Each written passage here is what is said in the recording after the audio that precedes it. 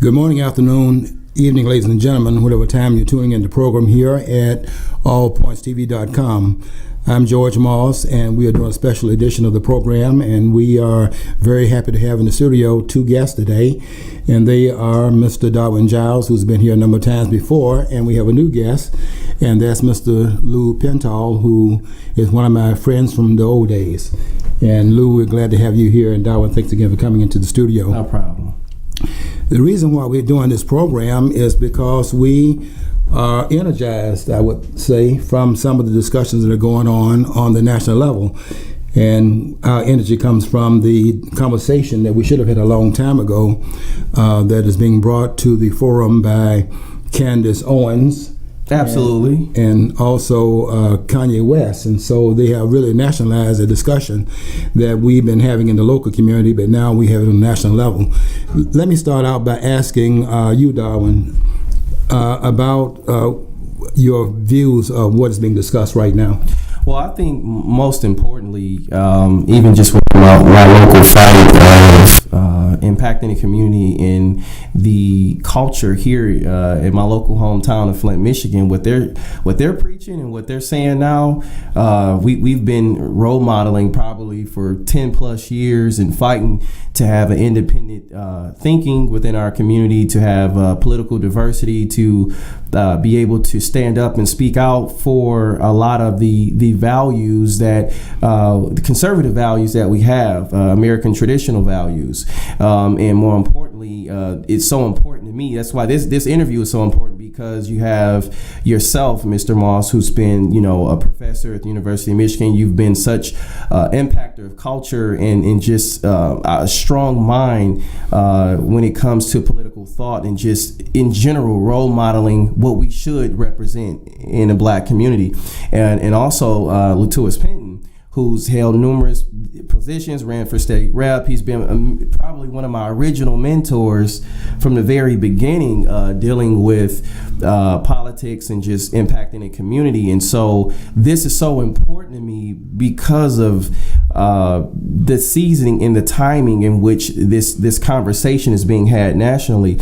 But also, again, it's refreshing to have worked alongside you all as well, impacting the culture for your generation, standing up for the leadership, and then also me being a light from my generation. And so it's perfect timing, and I think it goes far beyond politics. I think when you look at any other minorities, Jewish communities, etc., you just don't have just one side of the aisle. You have a diversity of political thoughts and political people, and I think Kanye said it best. Democrats, and I think that's really because when you look at the large market, I don't believe everybody is Black or Democrats, but the thought is, and if you're not on the Democrat train, you're ostracized or you're attacked. You are persecuted. Even you they attempt to try to humiliate you or spread vicious rumors and gossip. So many different things you pretty much can think of to try to persuade you and intimidate you. And I've never been good at being intimidated, so I've always stood against the Black gatekeepers and local. Even though my family been politically healthy for a Democratic family, I stood up and I stood out. In fact, I had somebody tell me just recently that I'm the black sheep in my family, but they don't understand how much of a compliment that is. I have an Aunt Rita, rest in peace. She's like the black, and I love Aunt Rita. Aunt Rita is one of the realest women I think I've ever met.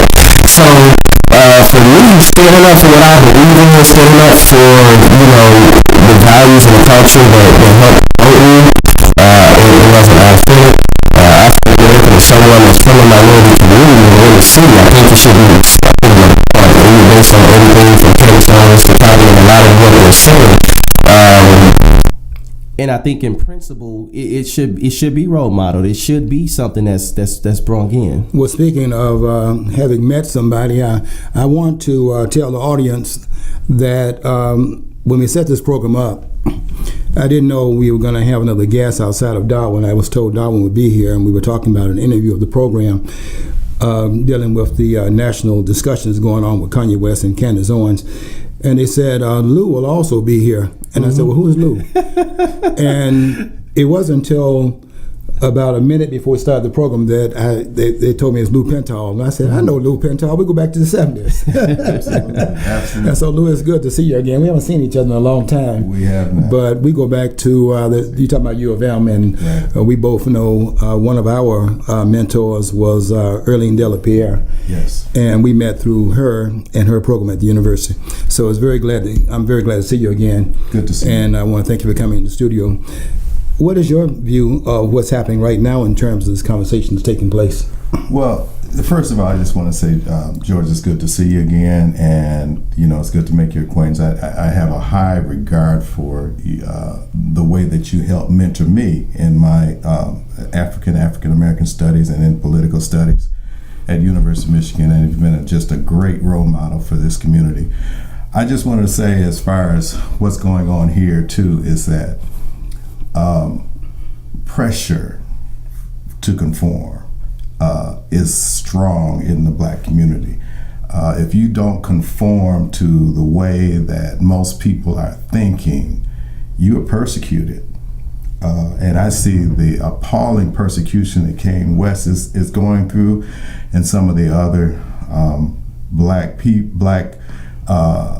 conservative thinkers that don't conform to the way that most people are thinking, and I look at the media and how biased and one-sided it is, and the type of brainwashing that I think I see some of the fake news going on both sides. I got to admit, some of the things that are happening is happening on both sides, but I see a tremendous amount of people who are on the liberal side of the spectrum that have control of the media, of the major media, mm-hmm. and that's the voice that they hear. And even on the campus at U of M, there are a lot of liberal professors and a lot of liberal thinkers who I found them to be very racist mm-hmm. and prejudiced right on the campuses. They're liberal thinkers. These are supposed to be the people who are against racism and correct. Pro-black and all inclusive. All inclusive. But they're racist, and I challenge them on that, and you challenge them mm-hmm.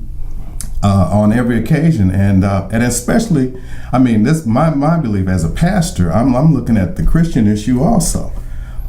Christians are persecuted on campuses, and if you stand up for Christian values, pro-life, if you stand up for Christian values that everybody's created equal, you're persecuted.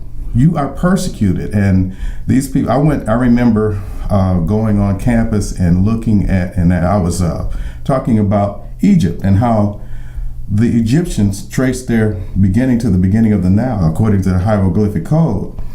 And I did my senior paper on the ethnic makeup of the ancient Egyptians, who weren't conquered until 600 years before the birth of Christ by any other country. They were conquered by the Arabs. I got that information from your studies and some of the books that you led me to understand what the physical makeup was of the ancient Egyptians. They laughed at me in my senior class. Some of the white guys that were sitting up there, they said, "Oh, you're talking about the Budweiser pictures."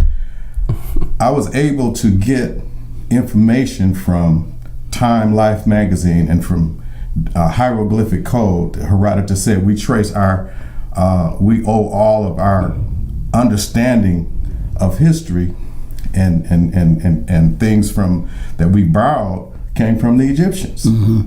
And so these are things that I think that people are ignorant of, and the institutions, I think that the society has been really brainwashed. They don't understand how the political apparatus and how it is manipulating people to think a certain way. Mm-hmm. And I applaud the people that are coming out now that are really doing the research, that are looking for the truth and finding the truth and going against the grain. Mm-hmm. There, you mentioned his name, Herodotus, and just for the information of the viewers, talking about the Greek historian, often referred to as the father of history, really the Greek father of history. There was history before he was born.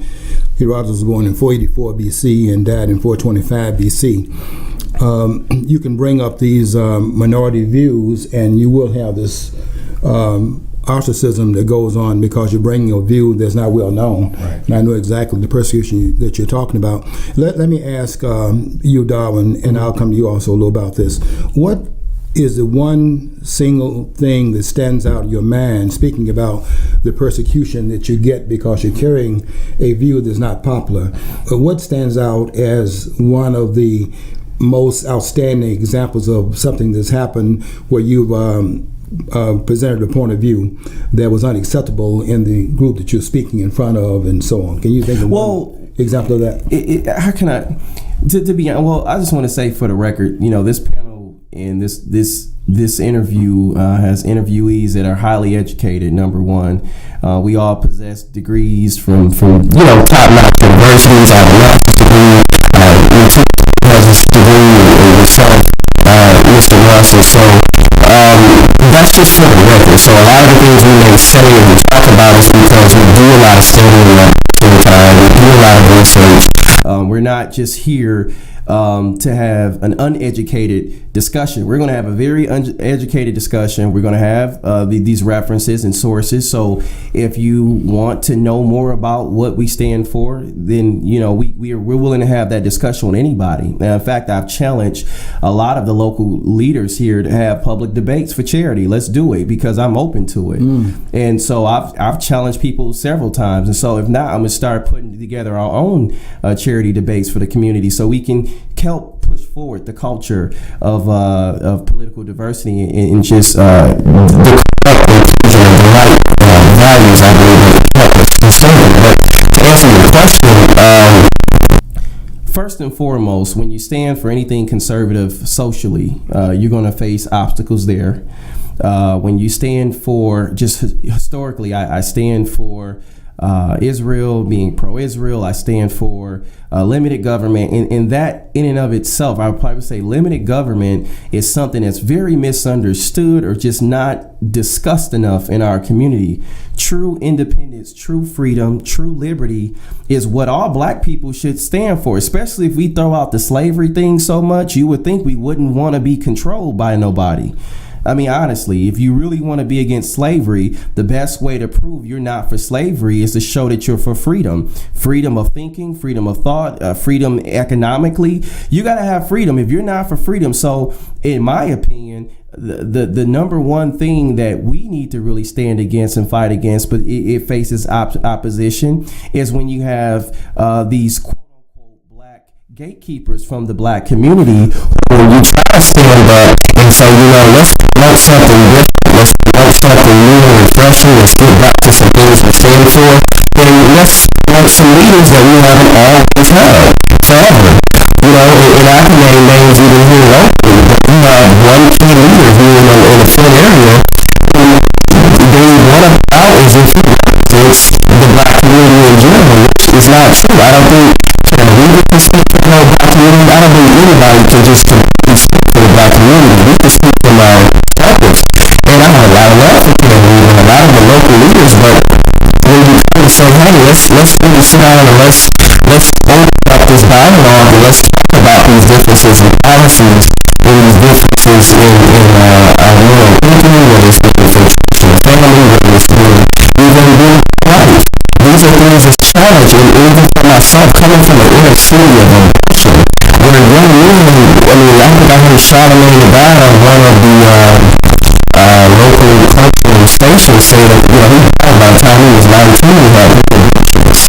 That's something we talk about in the black community. We think that's okay, but that's not. And so, it takes a lot to get this liberal thinking, and you don't understand how bad this stuff is until you experience certain things and you realize, wait a minute, man, this is not right.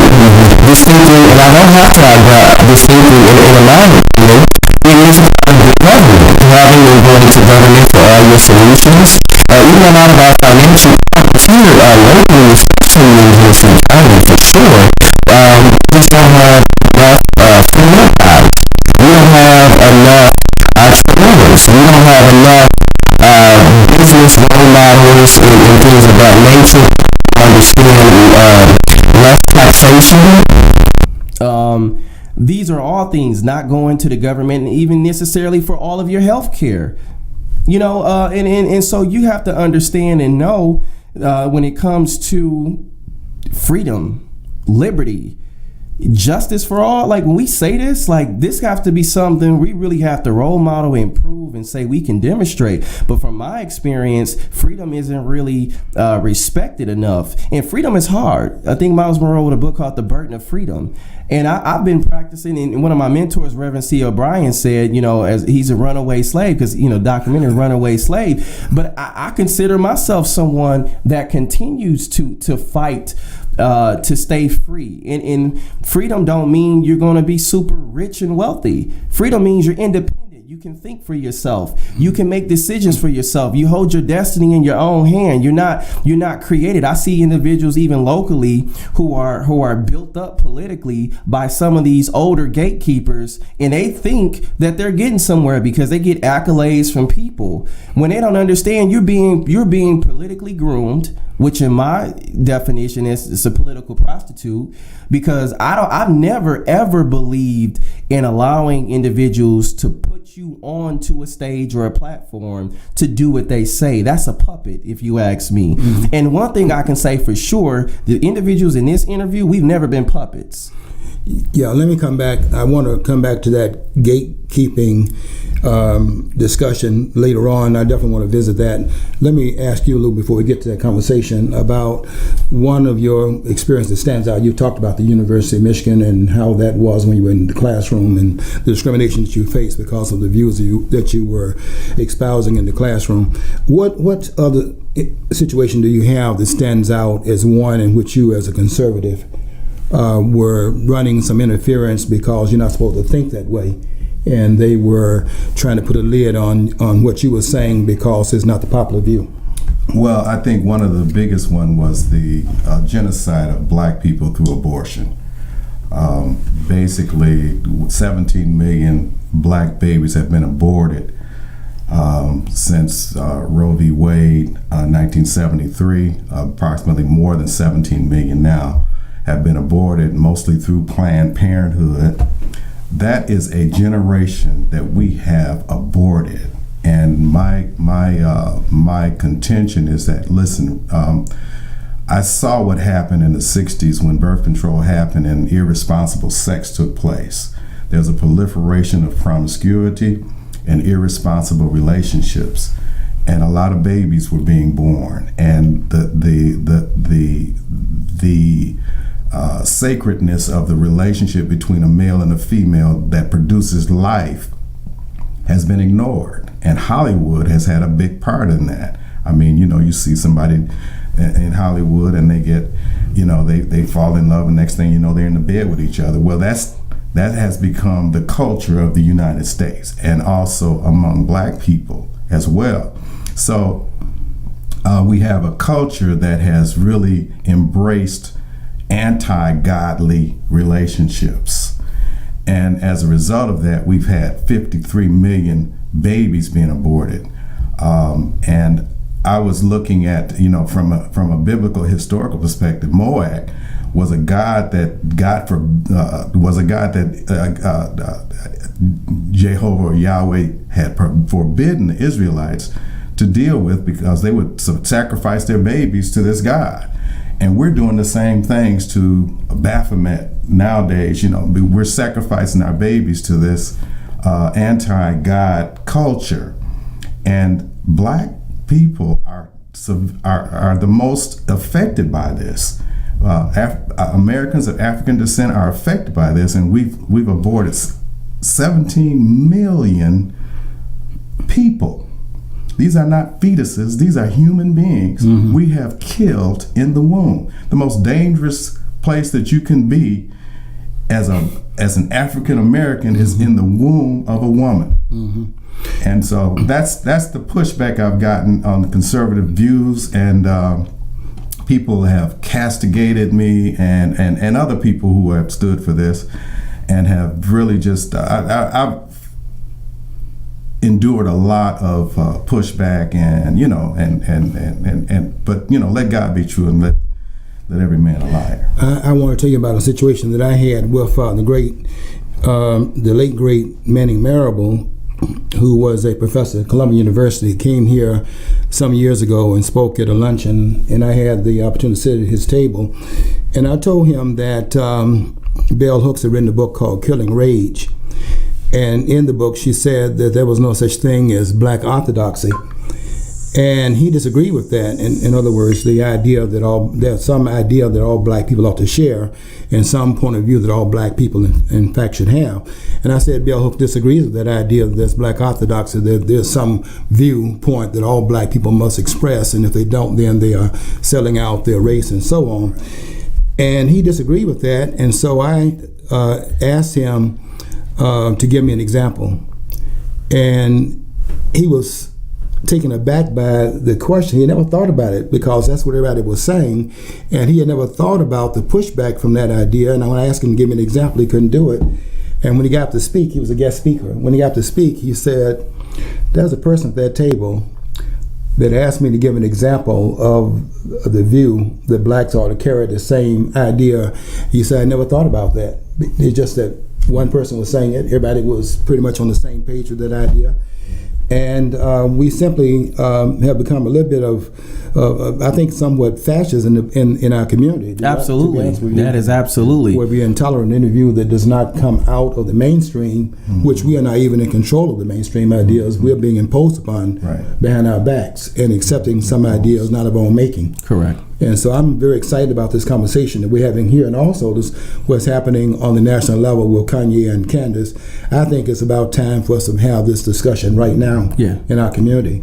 So in terms of when did you become aware of Candace Owens? And you were aware of her right before? Yeah, I followed her far before, and a lot of the national leaders, you know, either through social media or at certain events, I've met these individuals briefly and at times. But she kind of took a lot of the national leaders by surprise. As far as Candace Owens, she's just sharp, she's brilliant.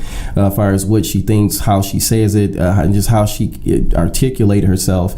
You can't call her, you know, some young woman being influenced by any type of liberal progressive thinking or conservative thinking. I think she's really trying to be an individual and speak for herself, and that's the uniqueness about this, is that she's really speaking from, I believe, her core values of her heart and what she believes in. And I think there was a time in America that this type of thinking was celebrated, and even just to touch on what you talked about as far as fascism, I mean, a lot of this, unfortunately, has crept into our communities because we haven't been properly educated. I mean, let's just look at a lot of the public school systems. They don't really teach you the stuff you need to know. And even if you did, and I'm a product, and I have a master's degree now, and I went through the public schools, if you're not a self-learner, and it starts at home, if you're not learning and reading books at home, like I was just the type of guy just growing up that, I mean, I ran into good mentors, you know, but at the same time, I was a person that would be sitting at home reading books when people didn't know that that's what I was doing.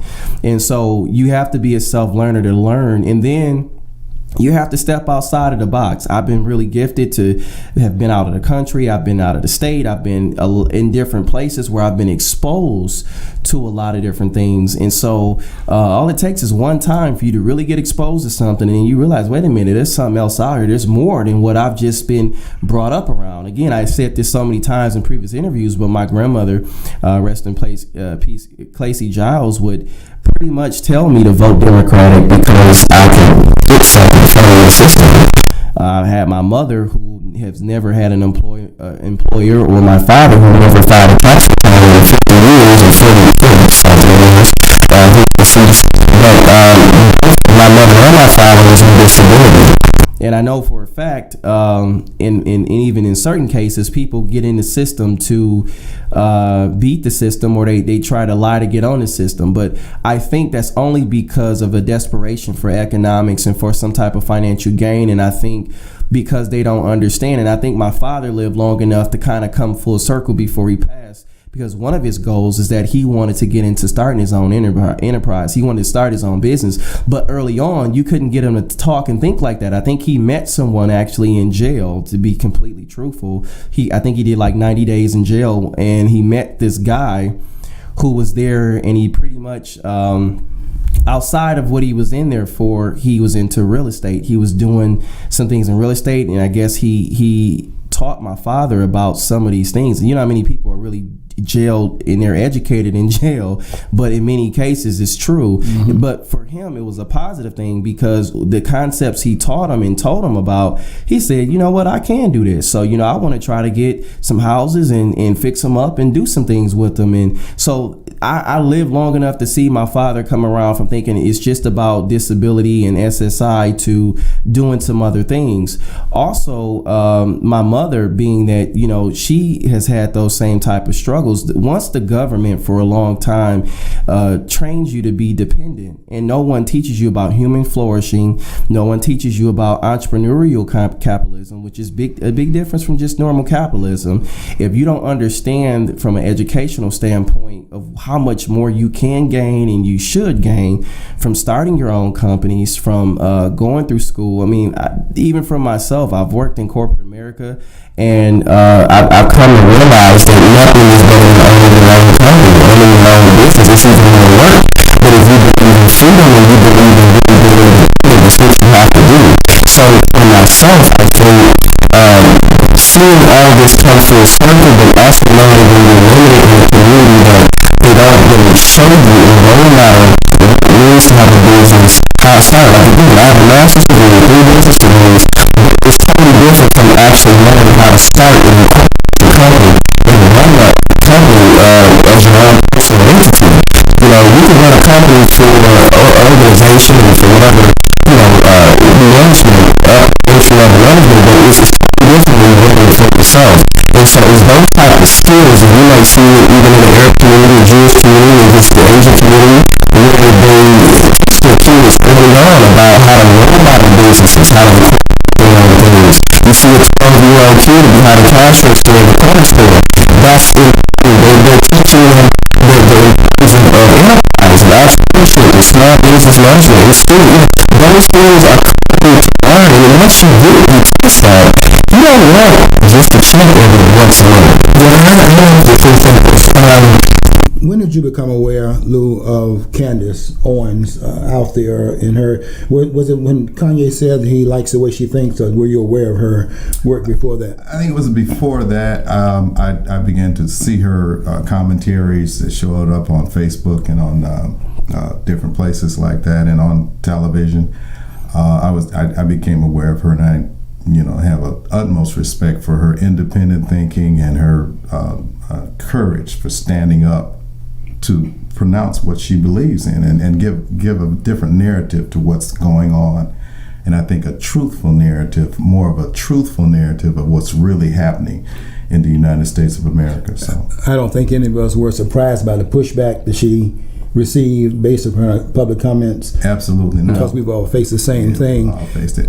I admire her for courage because, and she seems to be enjoying this conversation that she's generated, because she's saying that this is a very exciting time to be living. Right. And she's a fighter. Absolutely. Right. And I think Kanye West has done a service also in terms of coming out to back her up and also having his own views out there. You can misinterpret what Kanye is saying. Kanye is saying that after 400 years, being a slave is a choice. He's not saying getting in that boat was a choice back there 400 years ago. And right. He's talking about if you see yourself as a slave right now, that's a choice you made. Right. And see, that's all misinterpreted. You know, I think that's just something that the media has gotten a hold of, and they have run with it in a way and twisted it in a way that people become mad. And he's got death threats on him now from some formidable gangsters, so to speak, that are trying to get mad at him because of what he's saying and not even listening to where he's coming from, I mean, this is madness. This is crazy. And I think there's a term, give me liberty or give me death. You know, and I think that in reality, many of our ancestors did unfortunately succumb to doing that, then live as a slave. But more importantly nowadays, and I had a conversation with a very well-educated and probably middle manager that I met just recently at an organization, and we had a conversation about slavery. And as I briefly touched on, you know, my mother had been to prison before, my father been to prison before, and that's nothing to glorify. I've never been to prison, despite the rumors and smear tactics in politics that, you know, try to persuade people into false thinking about me to discredit me. But however, I've witnessed the real effects of it. I've had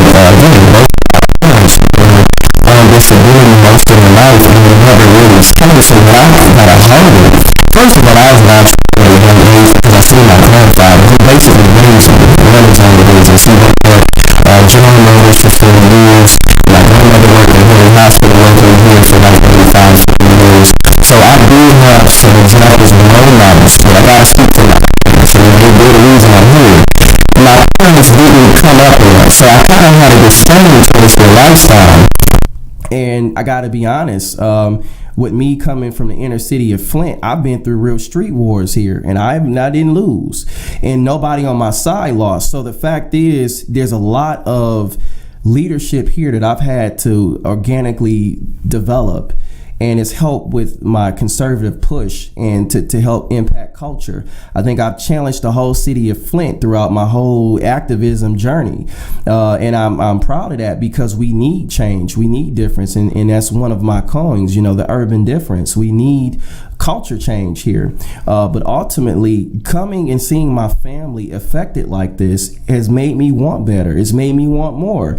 You know, and for me, role modeling that and teaching young people that, and just standing up to our local politicians who help influence our lives is critical. And I think for me, that's what I've aimed to do from a very authentic place of the inner city. You can't call somebody like me with my background, the type of things I've had to overcome, a person that's not genuine and not authentic, because this is where I come from. You mentioned the word gatekeepers. I want to talk about Diamond and Silk. Did you see them testify before the Congressional Negro Caucus? I didn't see that. No, I didn't, but I can imagine how that went. You didn't see him before. Hank Johnson, Hank Johnson took the place of Cynthia McKinney down there in Atlanta, and they were grilling these two women. They went there to talk about how they've been censored off of Facebook. And rather than taking their issue and defending them from being censored, they were trying to jam these women up, trying to get them to under some kind of a banner that they had testified falsely before the Congress. They asked them, have you received any money from the Trump administration? And they said no. Well, they had done the research behind their back, and the research was that there was a check written by the Donald Trump administration, by his campaign, of $1,000+ They thought they had them in a lie. They were trying to jam these women up, correct, to make it appear they were lying in front of the congressional hearing. And they said, you do understand that you're under oath, and that if you lie before the Congress, that would be a felony. These women said, so they asked them again, have you ever received $5? Have you received $10? Have you received, and they looked at the notes, $1,267 from the Donald Trump campaign. And they said, we have never received any payment from the Donald Trump campaign. Well, they had the notes there. The women said, we bought a ticket to an event, and what the Donald Trump campaign did was to reimburse us that money. But here's my point. My point is that when you mention gatekeepers, you can talk about these Negroes in the Congressional Black Caucus, because those are the ones that are standing in our way, and we've got to and it's not only just them, but you also have, and I hate to say it, but you have a lot of Caucasian and white gatekeepers that are in cahoots with the black gatekeepers to keep things as status quo. And that's I when I say I despise the status quo, I despise it. I do too. So you got to understand, you have these individuals who, again, and just know this: being a white Democrat and a black Democrat is a big difference. I know where you come from. I know where most people that I've known, where they live, what schools they attend to. It's been a big difference between urban America and mainstream white America. So you got to understand, you've had leaders from both camps to help keep the voting gap of blacks on course with what has always been, well, at least within the last less than 60, 70 years. This is where the gatekeepers aim to influence the black community, because if they see individuals like Silk and Diamond, and these individuals speak out, stand up, they're authentic, they're sisters, they come from the inner city, they come from communities that are black, and they're speaking different, they're talking different, they're trying to be empowering, and they're doing this. What happens is now you'll have white and black leaders, gatekeepers, failed leaders is what I call them, and they'll try to suppress their activism. They'll try to make it look like, oh, well, you guys got paid for this. And the truth is, you go through so much persecution with things, with when you're standing for real truth, coming from the positions we fought for, you don't make a lot of money in this. You don't do it for money. But you got to have living expenses, and people may take care of your expenses and things but that's not, we don't do this for aim, and I don't think Diamond and Silk does either. But the aim of these leaders, both black and white, because that's really what I want to emphasize, it's not just been black gatekeepers, it's white gatekeepers. Just say, if you're a Democrat, you really don't care about the state of living, the educational system. You really don't care about these things. But you know what? If you're trying to do something with the Republican Party or any other party, the difference in the Democratic Party, then we'll stand against you. And we'll help those other black gatekeepers keep you down. And I've seen this on all levels. I've seen it on all levels. What is your view? Well, I think that gatekeepers are the leaders that will try to suppress conservative thinking or anybody that has an independent view of the status quo. Anybody that's different. The leaders are the gatekeepers. So like you have pastors who are racist. And I mean black racist, because there's black racism too. I've seen black people just as prejudiced as I don't know what, and that's wrong. And I've seen white people. I mean, as a former civil rights worker who was in SCLC, who worked in civil rights for 5 years, I've seen hatred like you can't believe. I'm glad you said that. There's a book out by Larry Elder called The 10 Things You Can't Say in America. And the first chapter in his book is blacks, and we're talking about today and not in our grandfathers and grandmothers' day. Blacks today are more racist than whites. Well, yeah, and you know, in my heart view about racism is that there's only one race. There's the human race. And so I think that, Bloomfield and Baumblick came up with this thing 15th century about dividing people up according to race, and we're really not that disrelated. We're basically everybody's cousins as a human being. And so the thing is, we've made built these walls up about culture and race and different segments of the human population, and they're false. They're not even true. And I think that I think people like that have the courage to stand up like Darwin. I'm really excited about what he's doing. Because he's a young man, yes, and he's going against the grain, and you don't see a whole lot of young people nowadays because of prison culture that has come into the black community, and that we're exercising that prison culture right now. They have the voice, they have the narrative, and so all the kids are following this prison culture because of all of these guys getting out of prison and bringing that culture to the families. And we talk about families. I mean, families is the building block of any community, of any civilization. You have strong families, you got strong cities, you got strong states. The strong states begat strong nations. And so it starts with the family unit. And you talked about entrepreneurial. This is my understanding. This is my great feeling about the African American community. We have so much genius in the black community.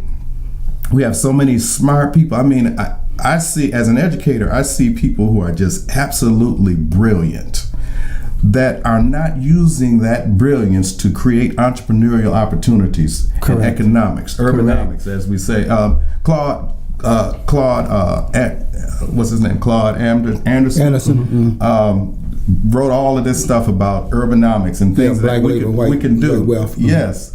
That's just full of information that we need to tap into to create wealth, and this socialist one government idea is being imposed upon us, and we're not even aware that they're doing it. I seen black leaders stand with Bernie Sanders when he came to Flint into the local areas, and you know what's sad is that they don't understand what Bernie Sanders stands for. They don't really understand that he's for socialism and big government. That a real entrepreneurial spirit cannot thrive in socialism. Right. But yet you have people, and I know these leaders by name, and I'm not going to call them out because I haven't seen them in a while, but I am going to have conversations with these people and say, do you really know what these people believe in? Do you really know? If you don't practice a real government, understand the registration fees and every other fee and regulation that's put on us from the time we tie our shoes, the brush our teeth and get out the building, to the time we come back home, we tax so much that the prosperity is if you get some money, you don't get it too. By the time, so you gotta understand, I have a good libertarian friend that says taxation is stuff, but in reality, I mean, when you look at irresponsible taxation, when you look at irresponsible government locally, and we can help policies of economic growth, now I can give Karen Weaver a huge shout out for her entrepreneurial.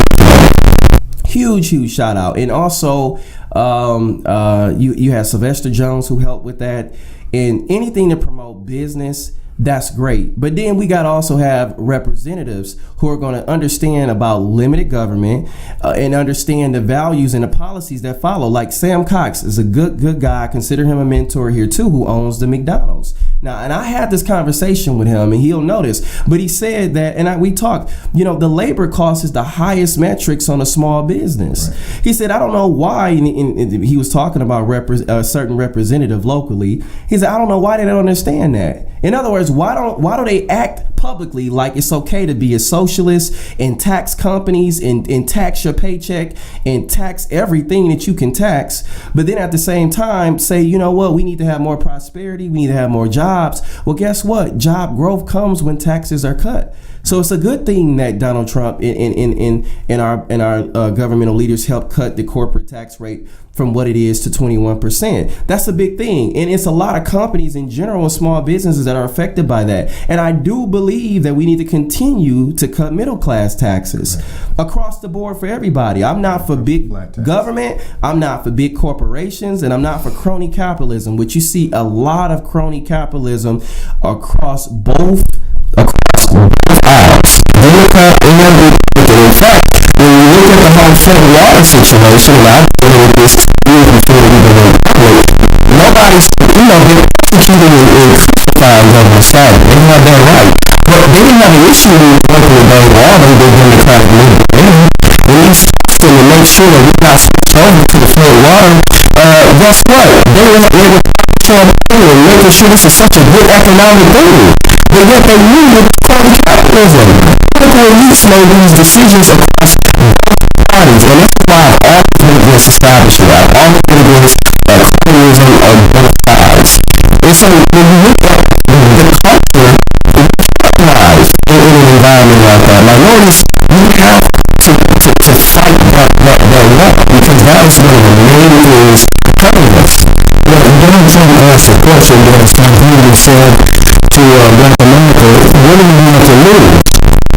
And the answer to the question is the black masses don't have anything to lose except their chains. But the persons that are standing in the gap, the ones we're talking about that are the gatekeepers. And they lose power. And I'm not just talking about blacks either. I'm talking about the Democratic Party and our political leaders are all in the Democratic Party, so they have a lot to lose. And therefore, when I mention gatekeepers, I'm not just talking about blacks. I'm talking about this whole apparatus that keep the black community confused on the one hand for their political, for the empowerment that they get from blacks. For example, the 5%, maybe 10% of blacks who move out of the Democratic Party, they're over for them nationally. Correct. Mm-hmm. Our vote is 90-some-odd% plus Democrat. Without that monolithic vote we have on the national level, the Democratic Party understands what the stakes are. And see, and that's what I mean about the Caucasian white gatekeepers that are in cahoots with the failed black gatekeepers to keep this voting bloc and minorities down. And we said it before the show. This one-party democratic system for the black community has failed us, and I'll argue and challenge anybody to show me results from it. I'm talking about, I've seen generational hardship of what big government does to a family. I've seen it on all fronts. Right. Go ahead, Lee. One of the things that struck me in this conversation was that how you were mentioning how black politicians who don't go with the democratic flow really have written themselves out of the political process, because and that's one of the things that I think we have to do it anyway, because it's sort of like, okay, you can't win necessarily being a conservative. You can't, because people put a label on you and they say you're Republican and they write you off, or you're this and they write you off, and you're which is a part of their scheme to marginalize us. Right, and I think that's part of it. And at the same time, I think that conservatives have to stand. It's not about getting power. It's about standing up for what's truthful. Standing up for the truth. And that's why I applaud people who are standing up in a conservative way, understanding that it's not popular. This is not going to win you votes. It's not popular, and basically the white power structure and white conservatives are not necessarily all that engaging with you either. They're not endeared with black conservatives either. So that's been my experience, that there's been a marginal amount of white conservatives who will support black conservatives. Yeah. And so it's a tough situation to deal with, but we still, I think the principle has to be stand up for truth and righteousness no matter what the consequences. And my feeling is if God is for you, he's more than the world is against you. So I'm not going to back down from what I know to be the right thing to do, the truth, and not try to represent the truth.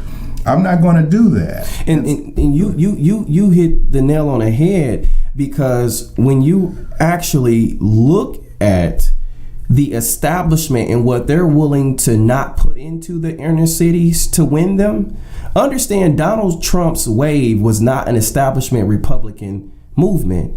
It hasn't, and it's still not. Right. So what you got to understand, and being a former ethnic vice chair of the Michigan Republican Party, I know what they put into budgets and I know what they don't, and in which they want to keep that very secret, by the way, because they don't want to show you how they'll go find candidates and they'll say, well, you can run for this and we'll reimburse you, but basically you got to pay out of your pocket.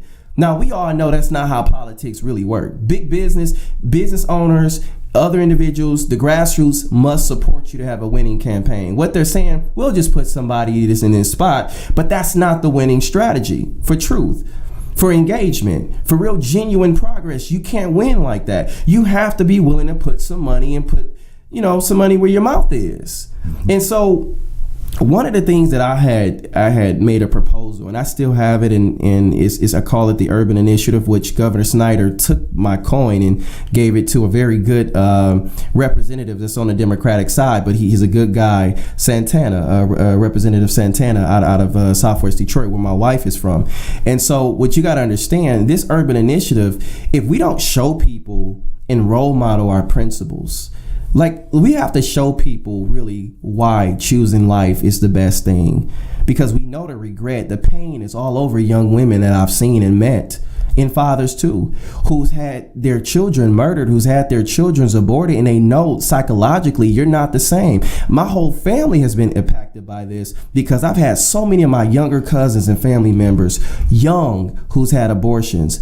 But yet we're not putting money into having more effective pregnancy agencies like Mr. Latuus Penton, who him and his wife has a pregnancy center. And then if you do, you got other black churches who want to continue to being divisive because they want a monopoly of the control. So they'll try to squash out true, genuine, authentic grassroots initiatives to try to combat this thing. And even I've criticized a lot of the state pregnancy pro-life organizations for not really making a dent and not really going in and not really. I know a very powerful activist. She's moved to Texas. She's from Michigan though, Leandra.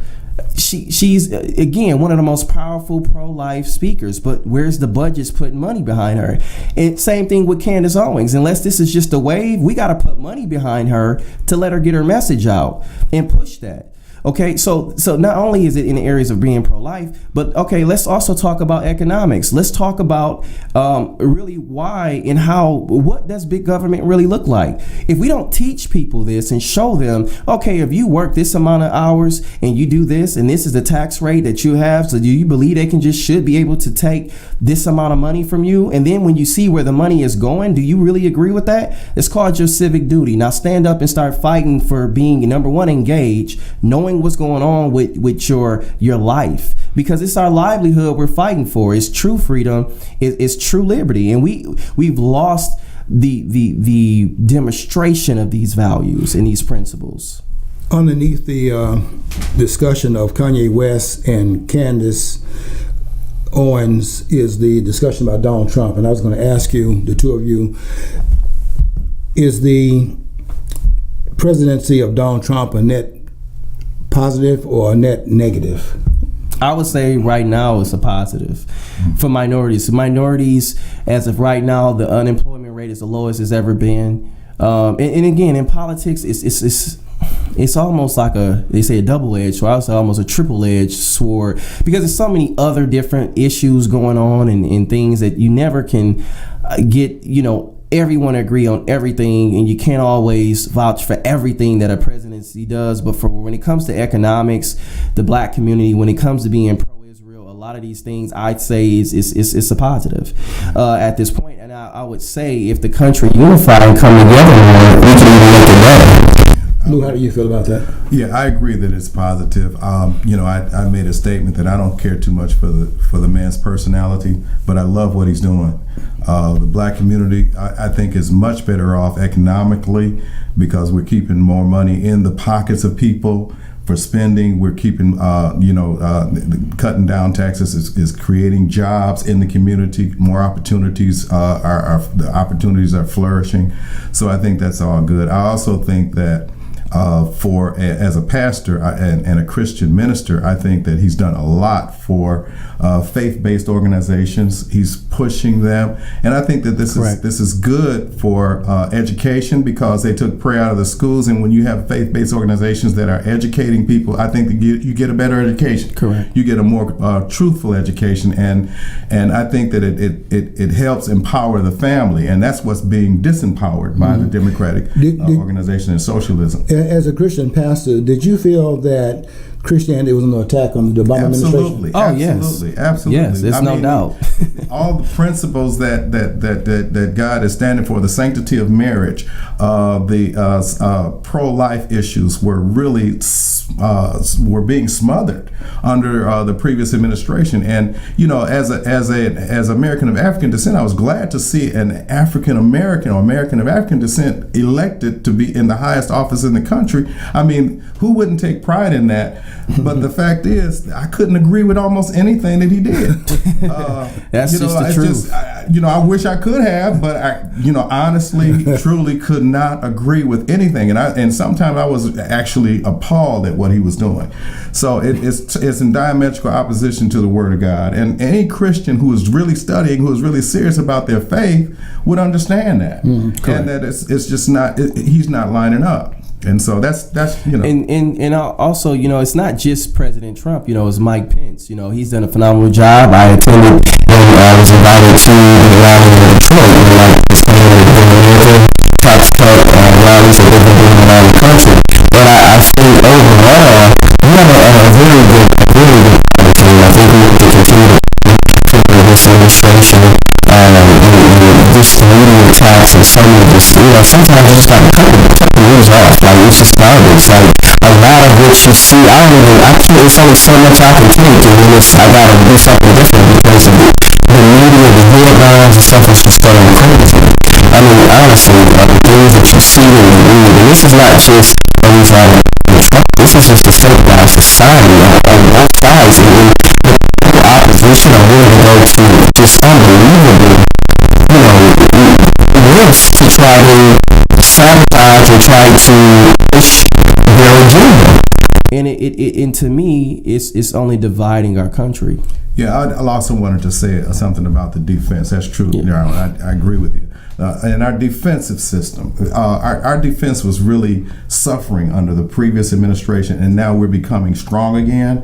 And I think that you have to negotiate through a position of strength. Correct. Because otherwise, you got a bunch of terrible people who are trying to destroy the United States. And it's like we're burying our head in the sand and didn't understand that they're proliferating while we were sitting down and trying to de-escalate our military or detooth our defense system in a dangerous world that is trying to destroy us. So it's like, okay, now we're awake, and all of a sudden we understand that we have to arm ourselves to protect ourselves, and that to me is one of the best ways to keep a bully off of you if he understands that he's going to get hurt just as bad as you are or worse. That'll keep a bully at bay. And I also want to say, too, a lot of where I believe Obama's philosophies and things came from were foreign and even downright to the core Islamic. And the truth of the matter, America, and I've had a lot of good conversations with a lot of my good Muslim associates that I know, business owners. These are people who are very proud of what they believe in. However, a lot of there's some foreign things and policies and values that should not be in America. Now, we can't stop a person from practicing what they want to practice. That's on them. But there are certain things that do not align with our traditional values and our and that's just the fact. That's what we are. We shouldn't apologize for that. We shouldn't back down from that. And I think that is what is being by the Trump administration, which is a very, very good thing. Not for the but also attacks another country with the U.S. We have to be strong. Right. What do you think will be the ultimate outcome of this present conversation that we're having? Kanye West, Candace Owens, and others out here right now trying to move the community into another position of discourse. What do you think will be the outcome of this conversation we're having now? All of the conversation that we have about this particular thing, I think it's a good conversation to have. I think that I'm hoping that these voices will be heard by people who are inspired and encouraged to stand up with the courage to stand up for righteousness and for truth, and regardless of what the circumstances are or the outside situation is, to be true to yourself. That's what I hope that people get out of this. And whether or not, what will it have an effect? I hope so. It's just my hope. But my thing is this: if I'm going to fight regardless of the circumstances, I'm going to stand up for what I believe is right. And that's what I think we all have to do if we're going to make a change. And I just personally believe with Flint, Michigan being my hometown, being, Karen Weaver, the mayor of the city right now, is basically family. My uncle Charles Winfrey, who's been the campaign strategist and the right-hand man basically of Woodrow Stanley. It's been an honor to challenge the political thought here and to respect the positive and the legacy things that's been demonstrated here, but more importantly, stand up and be completely appalled to the lack of leadership in the city of Flint, Michigan. And that's throughout multiple mayors, multiple individuals, and how the state of the community has been. And more importantly, importantly, this is speaking from a position of being in the inner city schools, going to college here in Flint, knowing what the real culture here is and the policies that will bring things forward. And so with that being said, I'm proud to have this discussion right now and continue to challenge the local government and continue to challenge the local grassroots, because without it, I don't believe we can be leaders, and I don't think we can make an impact, and I don't think we can stand up for what we should believe in and what we should promote. And I think that's necessary right now. Okay, I think it's pretty well put here on the committee that we had assembled for this discussion. I think we can say without any equivocation that we're very excited about the discussions taking place in our community. Is long overdue. And I want to thank again Lou, you and Darwin for coming in and having this conversation with the audience. Until next time, I want you to always follow your dream, because if you don't follow your dream, you'll never know what's on the other side of the rainbow.